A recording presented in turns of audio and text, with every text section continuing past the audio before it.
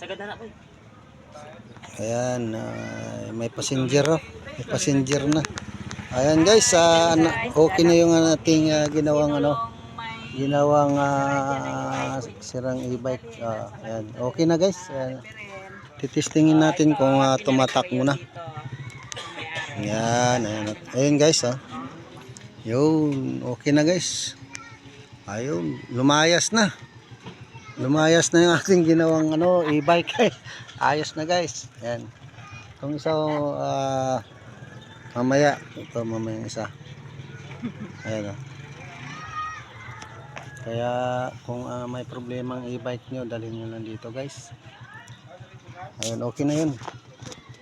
100% ang okay na. Nasunog guys ang kanyang wiring. Mabuti nga na natin na gawa ng paraan para maayos.